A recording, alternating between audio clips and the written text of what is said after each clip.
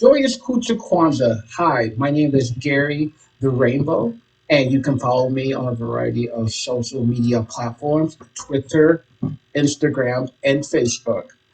And today, Kuchu Kwanzaa, today we're going to be celebrating day three. Tigani. Remember, that is Swahili for what's the tea, and Gani is Swahili for what's up. And today we're going to be talking about Siku Tatu, which is the third day in Swahili. And the principle we're going to be talking about today is Numa, which stands for house. The symbol for today is bandera, which is flags. As you can see here, I have my Pan African flag and my inclusive LGBTQIA plus flag. The colors of the Kuchu Kwanzaa flag are the rainbow colors, symbolic of queer movements, integration, and inclusivity, as shown here. The color candle for today is blue, which stands for tranquility, friendliness, and communication with others. Just a reminder that I am using a Kwanzaa Kinara Kwanzaa set of Mishumaba Saba because I don't have the rainbow candles for Kuchu Kwanzaa, as this is my first year celebrate Kuchu Kwanzaa as an adaptation for Kwanzaa. And because of that, I'm using my Kinara from Kwanzaa. And so the last video, I forgot to go ahead and light the candle. The nice thing about these are battery powered candles, so they're quite easy to just turn on and off without having the safety hazard. And so for the third day, let's go ahead and light the candle. Nice thing is I can just twist. There we go. Get that out. Love these battery powered lights. Got it from Etsy. So, day three of Kuchu Kwanzaa is traditionally observed on December 28th, which today is Monday, December 28th. And today's principle of Nyumba asks us to invest time, energy, and resources in building, maintaining, and nourishing relationships with family, friends, and loved ones. Naumba Numbas, excuse me, is Swahili word meaning house. Houses are important to cultural components of Black LGBTQIA communities. They represent the familial units that LGBTQIA plus and the people of color construct for support. They have helped define LGBTQIA Black culture, and we should celebrate the lives and legacies of these institutions within our communities. So how can you observe Siku Tatu the third day? Call a long lost family member or a friend. Watch a movie about our community with friends. Learn about a Black LGBTQIA author, artist, academic, activist, etc. Reflect on those LGBTQIA persons who are personal heroes and have shaped your life, and spend quality time with someone you love. And for today's purpose, based off of how to observe Sikutatu and how to honor Naumba, I like to talk about houses more specifically in terms of how they relate in the Black LGBTQIA community. And so for me, being part of a house is as a recent joining a house and before joining a house recently watching other people go through houses in the ballroom scene, it makes me realize the importance of houses and how our sense of family comes from creating our own families. A lot of us are just thrown out, ostracized, etc. As I talked about in my previous video for day two, when we talked about how systems of oppression are intersectional and how they are amplified against us. And so, because of that, experiencing problems like homelessness, ostracization from your family, getting kicked out, limited employment opportunities, discrimination in the workplace and education, etc. One has to form a community within our own selves for safety and support. And so houses are a really, really big thing. And so, in addition to that, I want to talk about community. So here we're talking about watching a movie about community with friends. And so, because of the pandemic and because of what's happening in the world right now, it is not safe to congregate with individuals in real life, in real time. And so, I would like to just share some movies. And so I just want to talk about Black LGBTQIA stories. So our stories have become more visible in recent years as daring creatives and unforgettable characters continue breaking through a dominated movie industry. From documentaries to biopics to romantic comedies and dramas, the unranked list of films are a testament to the beauty and complexity of the Black LGBTQIA plus experience, all which we consider part of the queer film canon.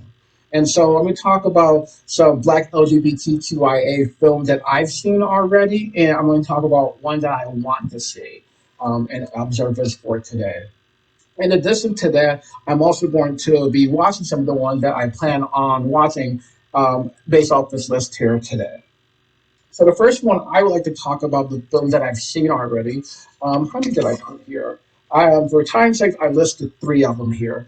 And so the first one I'll talk about is Paris is Burning. Paris is Burning is a 1990 intimate and moving American documentary film directed by Jenny Livingston.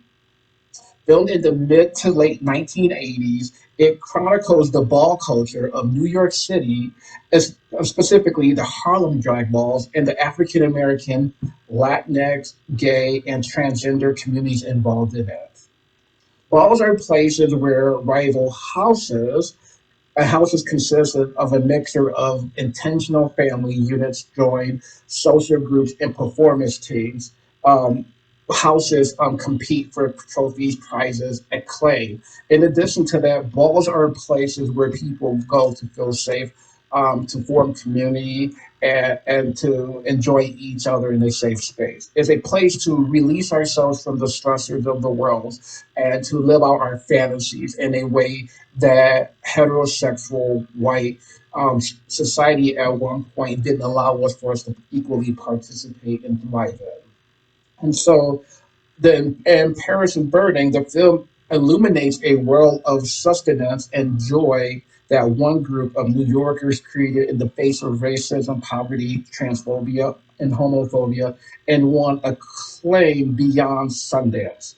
So some of the notable individuals I want to highlight is Dorian Corey, Pepper LaBeija, Venus Extravaganza, Octavia Saint Laurent, Willie Ninja, Angie Extravaganza, Freddie Pendavis, and Junior LaBeija. Critics considered the film Paris and Burning to be an invaluable documentary of the end of the golden age of the New York City drag balls and a thoughtful exploration of race, class, gender, and sexuality in America. I just want to do a side note. Bars do still happen nowadays in the year 2020 and beyond. However, the historical sense of what ball scene was created in New York City at that time, calling the golden age, that period of the ball scene kind of ended and started transforming into the modern ball scene that exists today. In 2016, the film was selected for preservation in the United States National Film Registry by the Library of Congress and being culturally, historically, and aesthetically significant. The title takes its name from Paris is Burning Ball, which was held annually by the artist Paris Dupree, who also appears in the film. The film Paris is Burning spurred both controversy and progress, which I'm not going to get into that aspect for today. The second film I wanted to talk about that I've seen and I want to highlight today is called Moonlight. Moonlight made history at the 2017 Academy Awards, becoming the first LGBTQIA plus related film and the first with an all black cast to win an Oscar for Best Picture. The three-part narrative follows a young black man's coming of age in an impoverished Miami neighborhood where he grapples with his sexuality, manhood, and the abuse he suffered at the hands of bullies and a single mother addicted to drugs. It was based off the play called In Moonlight, Black Boys Look Blue, written by Terrell Alvin McCraney. And the final film I would like to talk about that I've seen is a little bit older one.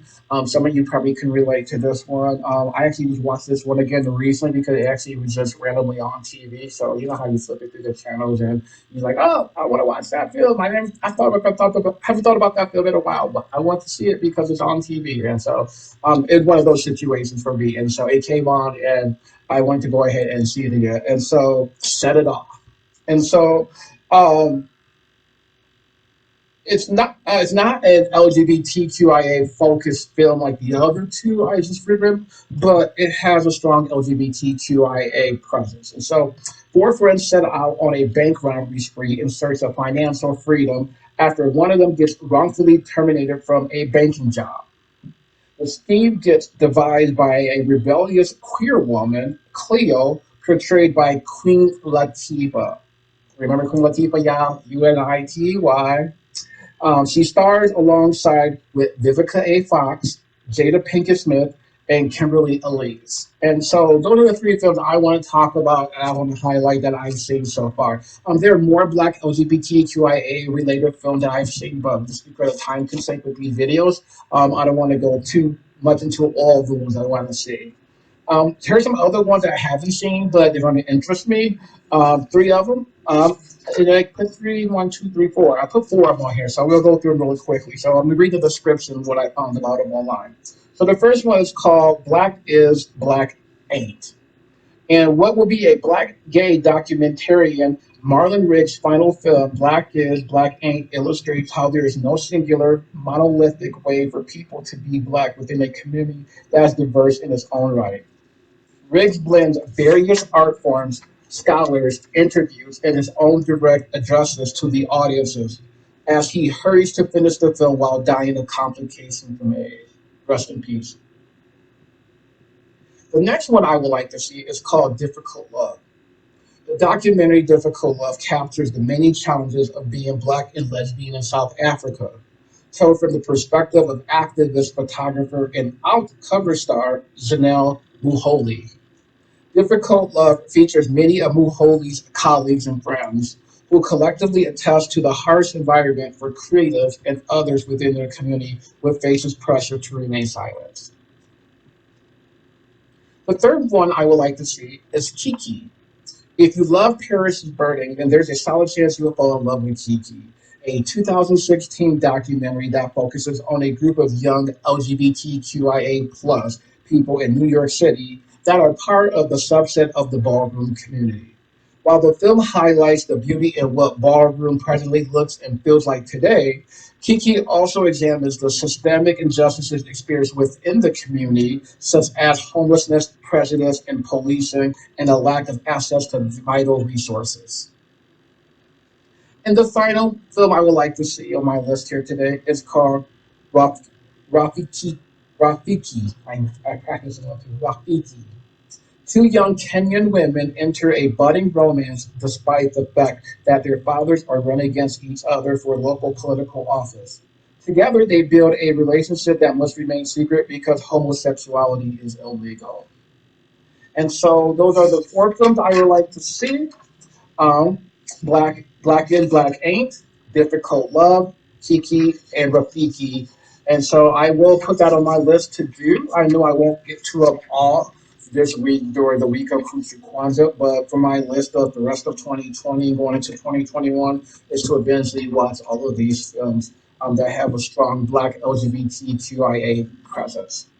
Again, my name is Gary the Rainbow, and today we were focusing on Siku Tatu, which is the third, excuse me, which is the third day for Kuchu Kwanzaa, and the symbol today is Naumba, which stands for house, and the color of the candle is for blue. And so, thank you all again for joining in today. And tomorrow we'll go ahead with the next principle. Joyous Kuchu Kwanzaa to all, and have a great day.